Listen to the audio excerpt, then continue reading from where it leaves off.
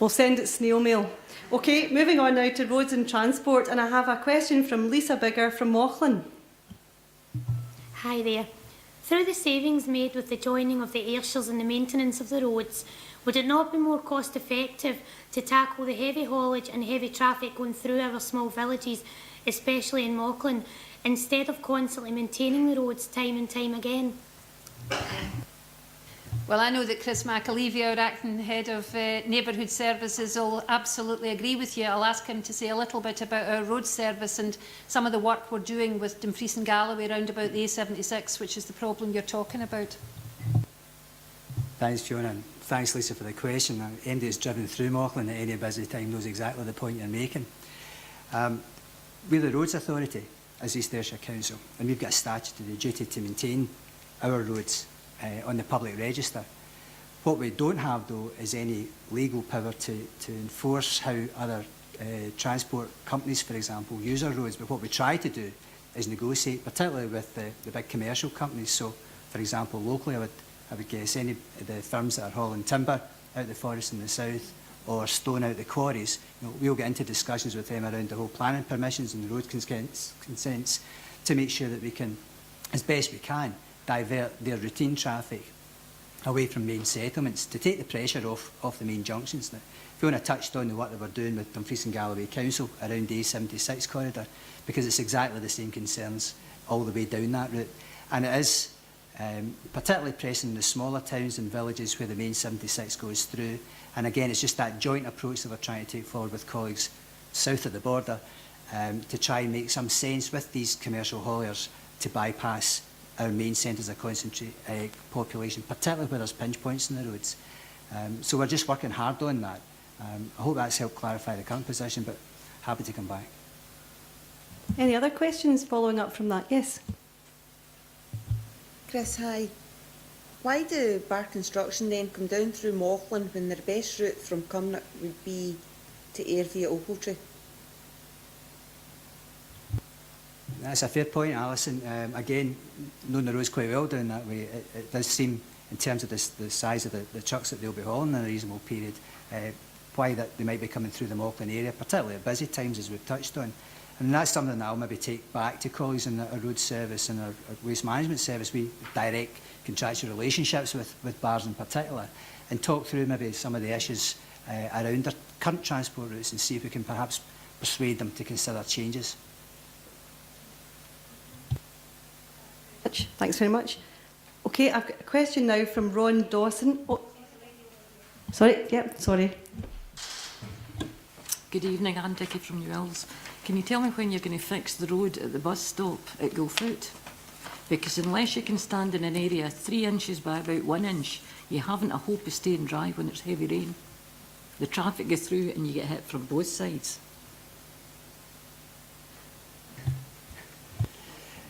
Excellent question. We've got an ongoing programme of repairing our roads, as you would expect. Again, drivers, all road users, just know how much battering the roads get right throughout the year. And the weather over the last few winters in particular have certainly taken their toll. And the council's put more money in recent years into roads maintenance. But it is a constant struggle, I won't deny that. The particular issue you've highlighted, again, it's maybe one I'll take away and reflect on in particular, but can I just give the assurance? I mean, we've got people out all the time repairing our roads. It is a constant struggle. We're coming into a hard time of the year. We know how bad it's likely to get if the weather deteriorates as it has been in recent years, but we've got an ongoing commitment to maintain our roads. We've got a duty to do that. We've got the budget available to do that, and we've got the workforce ready, willing and able to do that too. I hope that helps. Could you give me a timescale?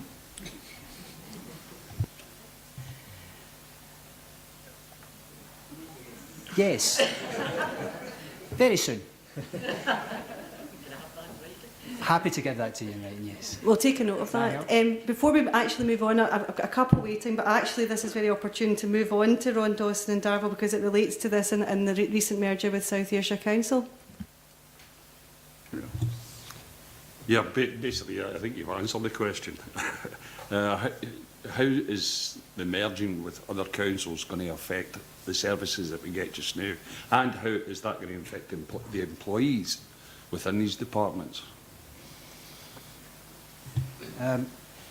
It's a really good question, very topical issue for people living locally, because they're beginning to hear more and more about what we're trying to do around the new Ayrshire Roads Alliance. It is, we think, the first of its type in Scotland. So,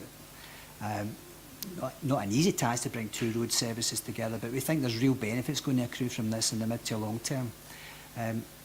One of the reasons that we're doing it is to build resilience within this system. The problems that we share, the problems that all councils share are the same. It's the deteriorating condition of the roads, and it's about the pressure to keep them up to the standard that we all look for and that communities demand, because they're so vital to keeping our communities alive and vibrant. The new arrangement, which will kick in the 1st of April next year, brings together the two road services, as I say, under the banner of the Ayrshire Roads Alliance. Now, East Ayrshire Council will be the lead authority for that.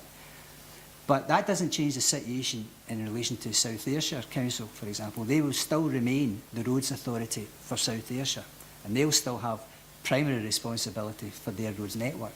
And it will still be their decision to determine how much money they're putting in to their roads maintenance programmes and their roads improvements programmes, as it will be our decision to determine how much money we're putting into our budgets to maintain and improve our own road network. And we'll be reporting back to respective elected members. They're coming together in terms of a joint committee, and we'll be reporting back to the respective councils about how well we're doing that for people, so that people locally can better understand, well, if that's the money that's been voted, can we be assured that that money is getting spent within our area? And we'll be able to show that absolutely clearly.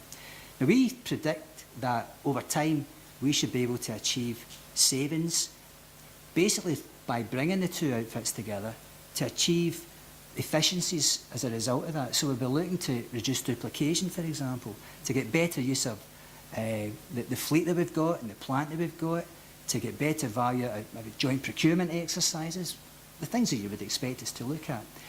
But there's nothing in our plans at the moment, going back to the impact on our current workforce, there's nothing in our plans that would bring about any loss of jobs. There are some people within the workforces that we're bringing together who, as elsewhere within the councils, have expressed an interest in terms of their own personal position in life, to think about maybe voluntary severance. And that's something that we're talking to individuals about.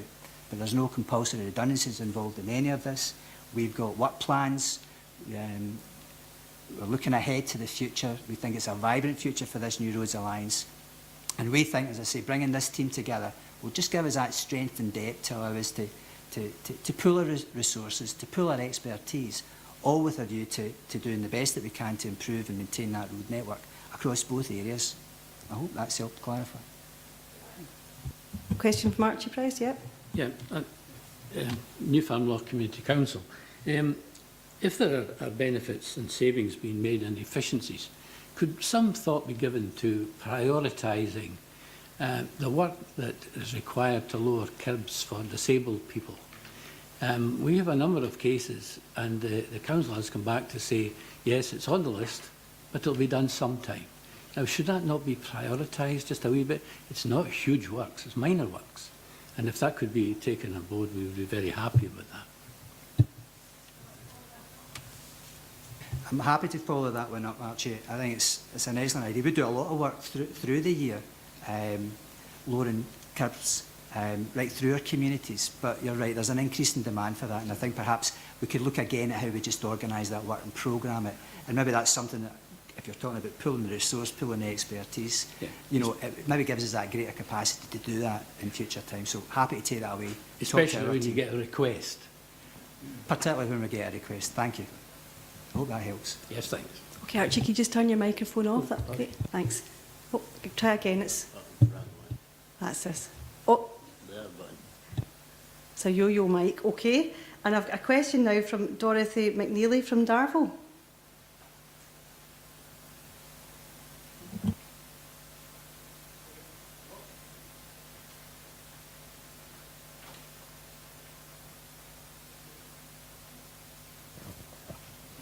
If East Ayrshire Council stopped charging for car parking in the town centre, It would regenerate businesses as family at present travel to Braehead and Silverburn, where parking is free. Also, with the increase in shoppers in the area, new businesses may be encouraged to rent shops. Dorothy, thank you very much for your question. I think parking is one of these things that absolutely everybody has an opinion on, and very often they don't have the same opinion. So whenever we're out consulting with the public, it's interesting just the different views we get from shoppers and from retailers and from pedestrians as well. And Chris has also got the job of trying to pull all of those views together and roll it forward in a parking policy. So I'm going to pass this one over to him. Thanks, Fiona. Thanks, Dorothy. It's a real tough question. We get the issue gets raised all the time, and it is very complex, bringing the different perspectives together and trying to get a position agreed that people think generally makes sense. Been in a number of settings where that issue has been raised, and particularly with the retailers in Kilmarnock Town Centre, who have been very strong in a sense and encouraging us to think about innovative ways in which we can encourage parking in a way that attracts people into their shops. They're quite supportive of the notion of on-street parking, but in a particularly regulated way, because they actually want increased turnover. And their argument was, well, if you don't sort of regulate parking on the streets, then people come and they'll park all day, and then we might lose custom because people who want to pop into the shops can't get close to us. So that was part of the logic behind our decision to introduce the on-street car parking. But, you know, we're always listening to people, and recently the council took decisions to amend the times that the on-street car parking runs, you know, to make it more amenable. So it now kicks in 9 o'clock in the morning and runs through to 5 o'clock. So that gives people, if they're going to their work and they're stopping the local news agents or other shops, or they're delivering materials into some of the shops, then they're not tied into the parking scheme in a payment basis. So it makes it easier for the shops themselves to operate. We're also very conscious of what's happening elsewhere, and the work that we're trying to do to regenerate our town centres to make them much more attractive to folk coming in is about thinking again about how we can make it easier for people to visit the town centre, let's say at weekends. So we offer free parking at the weekends for people off street. You know, we've extended hours in the multi-storey. We're trying to do innovative things to make it easier for people. That's what the retailers tell us is helpful. Now, there's other people who tell us that they would only be happy if there's free parking right through the week. It's difficult at times to sort of balance off that need and that requirement. But we're always out there talking to people. We're always looking elsewhere as well to find out what's happening in other towns, because this is a common issue across towns in the country. And everybody's looking at different ways in which we can adapt. We can make our own high streets more attractive to shoppers, you know, attract more business coming in. We've got signs that that's been successful, but as everybody knows, there's a lot of work to be done on all of that. So it's an evolving policy, and we'll be bringing proposals back to an early cabinet meeting on a whole range of issues that members have raised and members of the public have raised that they want us to consider, and we'll be bringing forward ideas and proposals for members' consideration very soon. Okay, thanks, Hope Chris. that's helpful. Yes, gentleman yellow. John Deary, Cricket Home. Why can you not use, if you get into parking in Kilmarnock, you pay for 2 hours and you only in for 10 minutes, why can you not use it in another parking area? John, we considered this proposal just a couple of weeks ago. You'll not believe that, but Chris, the response to that one? We did consider it because it was raised. I remember being out last winter when we were doing the budget consultation at the time, and it was raised. People asked that very question, and we said, okay, we hadn't thought about it, but we would think about it, and we'd go away and we'd talk to people elsewhere. We'd see if there was another scheme that did that anywhere in the country. You know, there's not one council area has a scheme like that. And when we started to dig in and talk to colleagues elsewhere, and when we talked to the police, one of the major concerns was the increased risk to road safety. The sense was you get your 2-hour ticket, you park up, you do your business, you've got something else to do, and you think, oh, I've still got 15 minutes left of my ticket. You know, so I'll just drive round the corner. And that sense, and this was coming through the discussions that we were having, that sense that we're going to increase the sort of the short bus traffic within town centres as people hop from one parking spot to another. There was just a sense that would be unmanageable, unworkable, and would be a risk to road safety, particularly within the town centres. Now, that's something we've been asked to look at. We have looked at it, but that's the way our thinking's going. So if we could find a scheme that worked and was working in practice elsewhere, then you'd bet bottom dollar be looking at that and to see how we could adopt it and introduce it here. But nobody's been able to crack it yet. We'll keep our minds open though. Okay, gentleman at the front here. Bill McMillan, Hurlford.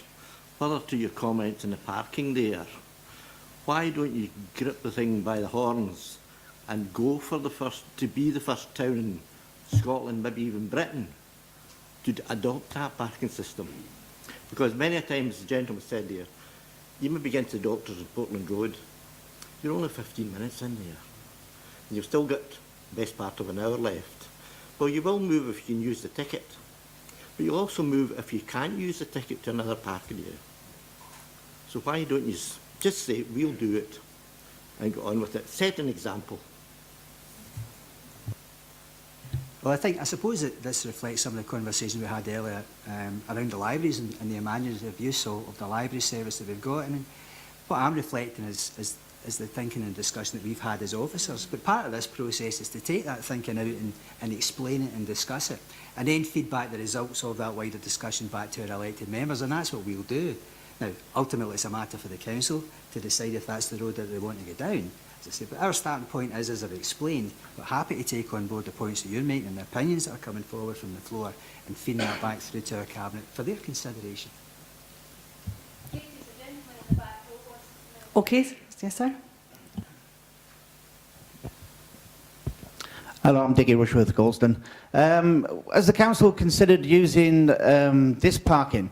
Because it's quite popular with a lot of other places where you just go into a shop, get a disc, and you do your free disc parking for 1 hour, 2 hours, 3 hours, and that seems to work, you know, really well in a lot of places. Thanks, Diggy. I'm familiar with the scheme. I think many of us have travelled about to different towns that have seen it in operation. It's something that, again, we're looking at. It's one of the package of proposals that we're considering. So, again, without going too far on that, it's just one of the basket of ideas that myself and colleagues are looking at it to see if it's feasible for introduction, as part of a range of issues that the members have asked us to have a look at. Okay, thanks very much. Do we have any final questions on roads or parking? One final one, and then we'll move on. Hello.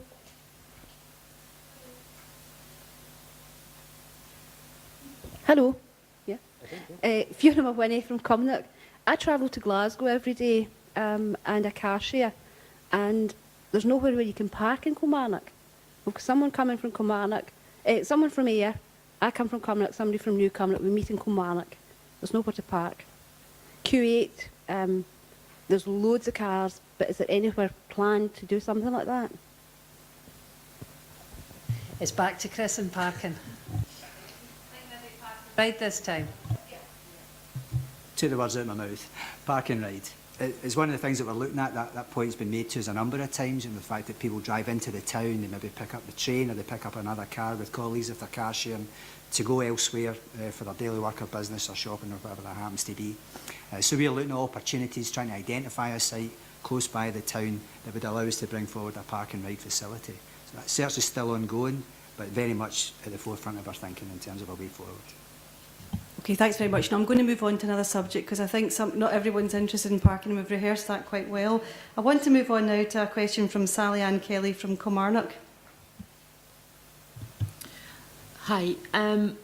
Given the importance of early education and early childhood development, what's the Council's plans for increased investment in early years and family support? And given the corresponding increasing demands within adult social care and elderly services, what will you stop doing in order to fund these increased services? Well, that's a really good question, a really broad question there, Sally Ann. I'm going to pass to Graham just to talk through the kind of initiatives and programmes and changes the Council's made round about our early years service. And happily, coincidentally, Eddie Fraser's sitting next to him, and Eddie Fraser has responsibility for our community care services to adults and to older people. And I think just stretching the point out, you know, what are the things we're going to stop doing or do less of, then that really takes us to the heart of the budget, Sally-Ann, and that's a really important question, because the kind of things that you see us doing less of or proposing to do less of are the things that we think are less important and have less value compared with some of the things that the community think has greater value. And that's really the purpose of this meeting, you know, what, and the other meetings we're having in relation to the budget. So there's probably three parts to your question, and first part we'll go over to Graham and Eddie and then come back to the other, what are we going to do less of?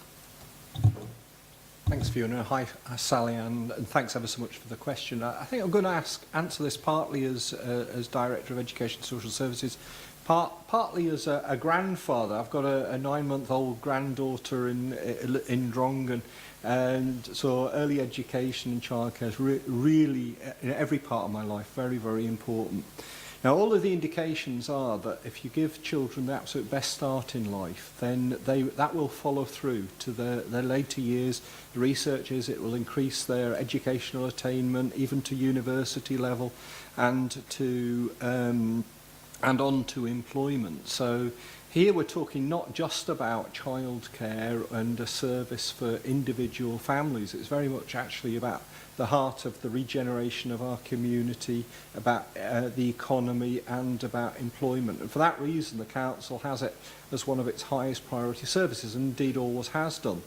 And you will have seen that most recently that what we've done is restyled our nurseries, that's nursery classes and nursery schools, as early childhood centres. And that's not just about a renaming and a rebadging, it's about recognition of a different way of doing things, and particularly about nurturing our young people.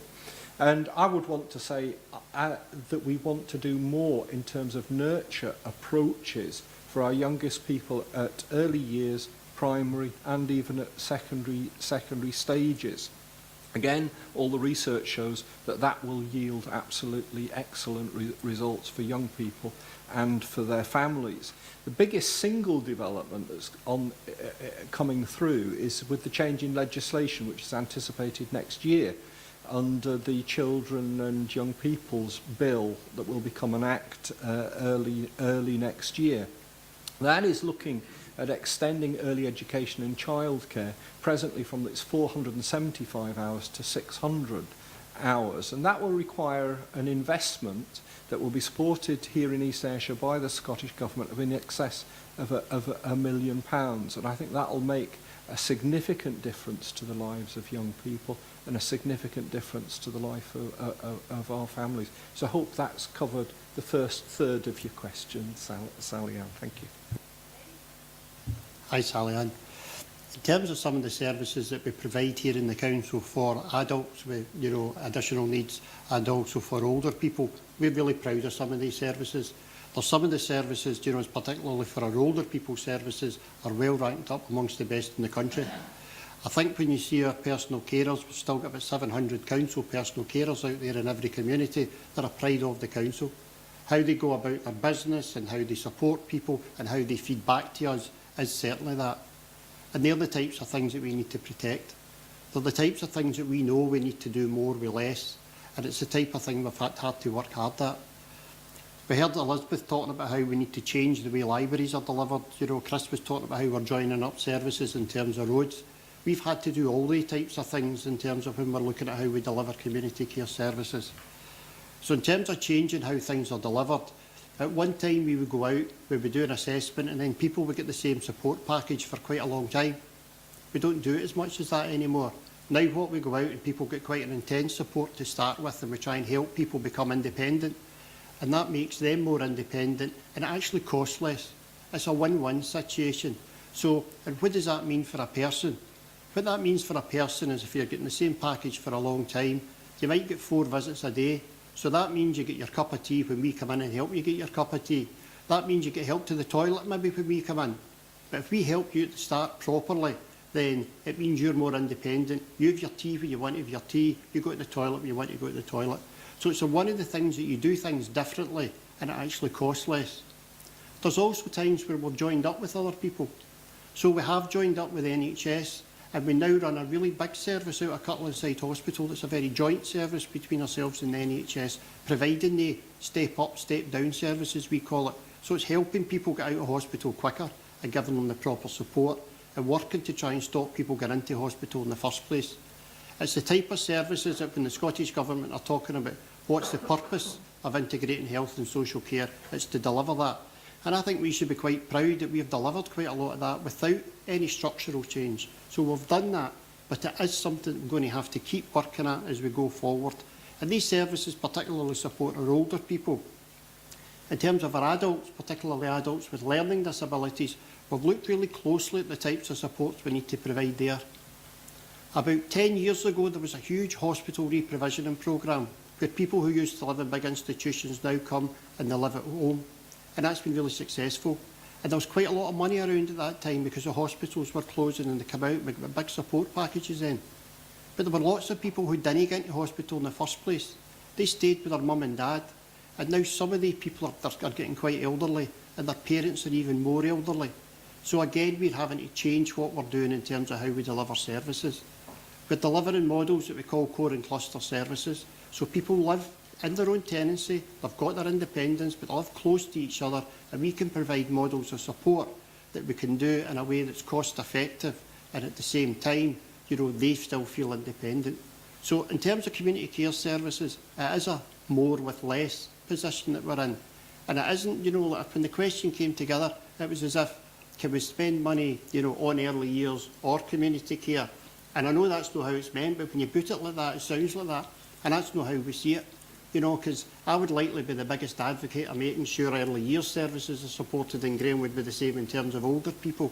And it really is trying to work together as a council to make sure vulnerable people in the community get the services they need. Can I just follow that up? Because the question was absolutely not about setting up early years against adult and older people services. I suppose it was a recognition that a lot of the money that is spent on both family support and older people and adult services comes within one department, if you like. So it's the bit about where else are you going to look within the council to actually support and sustain what will be increased investment in some of those areas. Regardless of your hardest efforts, Eddie, you won't be able to sustain it on the current budget, given the demography and the increasing demands that's going to be around older people's population.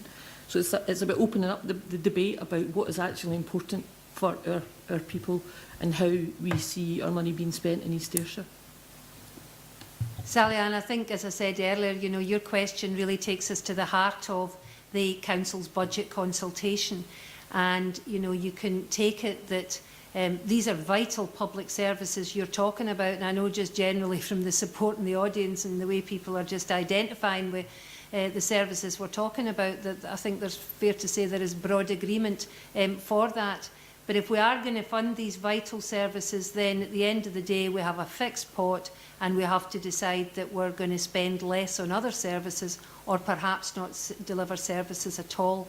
And our focus is to try and be in the things that you would expect us to do, just in terms of good housekeeping.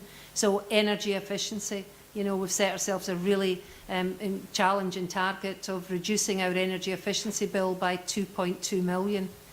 On reducing the number of buildings we've got, you know, we've got about 424 buildings. That's far too high a number for a council our size, and we want to reduce the number of buildings we've got by about 25%. And we're looking at a saving of around 2 million again there. We talked earlier about where we're delivering public services from, and we recognise that most people want to contact the council by telephone. That's what the residents' survey tells us, and many of our residents panel are with us tonight. And we also know that a lot of our local offices aren't busy. In fact, the average cost of a transaction is probably just over £2, and in some of our less busy offices it's as high as £4. So what we're trying to do is things like look to close some of our local offices, but make arrangements that people can pay bills at any local pay point, whether it's a garage, filling station, or a local post office. Now, when we look at that all told, we'll save £100,000 there. And these are the kind of things that we think it's important to do to run the most efficient services, to redesign our services and to try and reduce management costs as well within the council. On the survey form we've given you out tonight, We identify a lot of services at the end of that survey, and we ask you to agree whether or not you think we should spend more, spend less, or spend just about the same. It can't be spend more on everything, because something else has to give. And I think your question very helpfully takes us to that. Thank you, Shelley-Ann. Okay, just a couple of things. Just as people following us, and just a comment about parking. It's not off beam, but just to let you, Roy on Facebook is saying one of the barriers stopping him shopping in Kilmarnock is not having change in his pocket. And could we consider meters that take card payments or prepaid permits? So it's just an interesting idea. Okay, on what Fiona's just said, I think we'll do a wee quick straw poll. One of the questions we've asked in the questionnaire is about whether you think the council should increase charges for some of its services. So by a show of hands, hands up if you think we should increase charges to bring in more revenue to the council to run services. And show of hands, one? Oh my goodness. Okay, and if you think we shouldn't increase charges at all? Most of you, but some of you are undecided. Okay, that's interesting.